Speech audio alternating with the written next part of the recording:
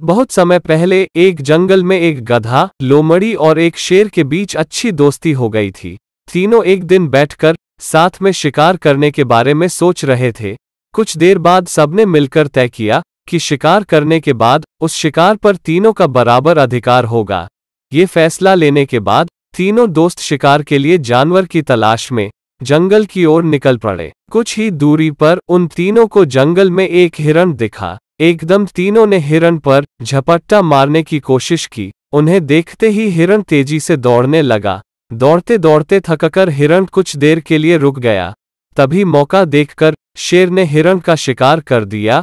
गधा, लोमड़ी और शेर तीनों काफी खुश हो गए। मरे हुए हिरण के 3 हिस्से करने के लिए शेर ने अपने दोस्त गधे को कहा, जैसा पहले तय हुआ था उसी हिसाब से गधे ने शिकार को 3 बराबर हिस्सों में बांट दिया। ये देखकर शेर को बिल्कुल अच्छा नहीं लगा। वो गुस्से में जोर जोर से दहाड़े मारने लगा। दहाड़ते दहाड़ते शेर ने गधे पर हमला करके गधे को अपने दांतों और पंजों की मदद से 2 हिस्से में बांट दिया। लोमड़ी ये सब होते हुए देख रही थी। तभी शेर ने एकदम लोमड़ी को कहा, चलो लोमड़ी, अब तुम इस शिकार में से अपना हिस्सा ले लो। लोमड़ी बहुत चालाक और समझदार थी। उसने बड़ी ही अक्लमंदी के साथ हिरण के शिकार का 3/4 हिस्सा शेर को दे दिया और खुद के लिए 1/4 हिस्सा ही बचाया। इस तरह हुए शिकार के बंटवारे से शेर बहुत खुश हुआ।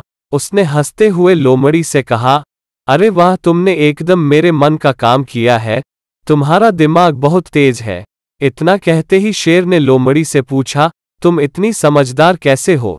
तुम्हें कैसे पता चला कि मैं क्या चाहता हूं? तुमने इतने अच्छे से शिकार का बंटवारा कहाँ से सीखा है? शेर के सवालों का जवाब देते हुए लोमड़ी बोली, आप जंगल के राजा हैं और आपको कैसे बंटवारा करना है ये समझना मुश्किल नहीं है। और मैंने उस गधे की हालत भी देख ली थी। उसके साथ जो कुछ भी हुआ उससे सीख लेते हुए मैंने ऐसी समझदारी दिखाई है। जवाब सुनकर शेर काफी खुश हुआ।